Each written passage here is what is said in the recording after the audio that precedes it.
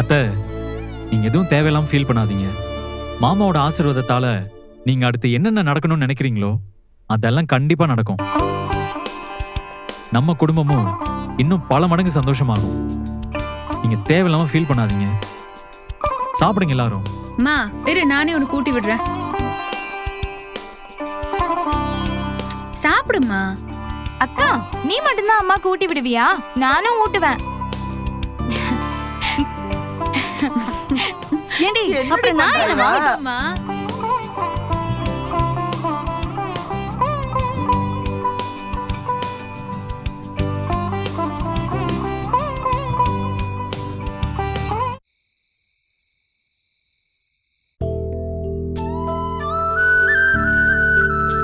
காவேரி, யாழ்னி தூங்கிட்டாளாடி?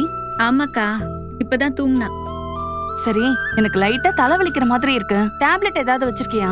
ஆனா உனக்கு தான் டேப்லெட் போட்டாலும் தலைவலி கேட்காதுன்னு சொல்வியே. நான் வேணா அம்மா கிட்ட சொல்லி கஷாயம் போட சொல்லவா? அதெல்லாம் ஒண்ணும் வேண்டாண்டி. இப்பவே தலைவலி லைட்டா தான் இருக்கு. நைட் ஏதாவது ரொம்ப வலிச்சதுன்னா அப்ப போட்டுக்கிறதுக்கு தான் கேக்குறேன். சரி இரு, எடுத்து தரேன்.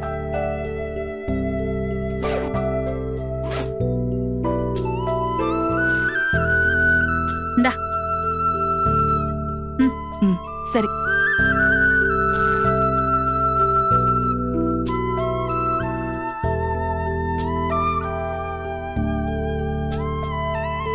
இந்த டைரிய வேற அரைகுறையா தான் படிச்சிருக்கோம். இன்னும் இதுல என்னெல்லாம் எழுதிருக்குன்னு படிக்க ஆர்வமா இருக்கே. இப்பதான் இங்க யாரும் இல்ல. பேசாம இப்பவே உட்காந்து படிச்சிட வேண்டியதுதான்.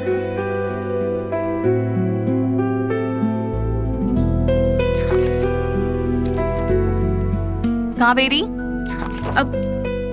வாக்கா.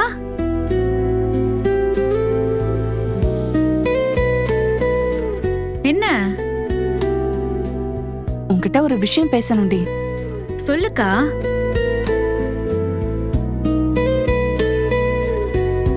அக்கா, என்ன சொல்லு. இல்ல, எல்லாம் உன் கல்யாண விஷயம்தான். நீயும் எவ்வளவு நாள் தாண்டி இப்படியே இருப்ப சொல்லு. அம்மா உன்னை நினைச்சு ரொம்ப கவலைப்படுறாங்கடி. உனக்கும் வயசாயிட்டே இருக்குல்ல. இப்ப யார் இல்லன்னு சொன்னா? நீ சொன்ன எல்லாத்தையும் நானும் ஒத்துக்கிறேன்க்கா. அப்ப சீக்கிரம் கல்யாணம் பண்ணிக்க வேண்டியதானடி? அக்கா, கொஞ்ச நாளைக்கு முன்னாடி வரைக்கும் நான் கல்யாணம் பண்ணிக்கிற ஐடியாவிலேயே இல்லதான். அத நானே ஒத்துக்கிறேன். ஆனா அதுக்கப்புறம் நானே கல்யாணம் பண்ணிக்கணுங்கிற ஒரு முடிவுக்கு வந்துட்டேன்ல. இப்ப பிரச்சனை என்ன தெரியுமா? அம்மா விஜய கல்யாணம் பண்ணிக்க சொல்றதுதான். அதுல என்னடி பிரச்சனை உனக்கு?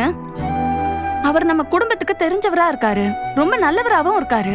அப்புறம் என்ன உனக்கு? அக்கா, நான் ஏன் அவரை கல்யாணம் பண்ணிக்க மாட்டேங்கிறதுக்கு காரணம் உனக்கே நல்லா தெரியும்ல. அது தெரிஞ்சும் நீ இப்படி பேசாதக்கா.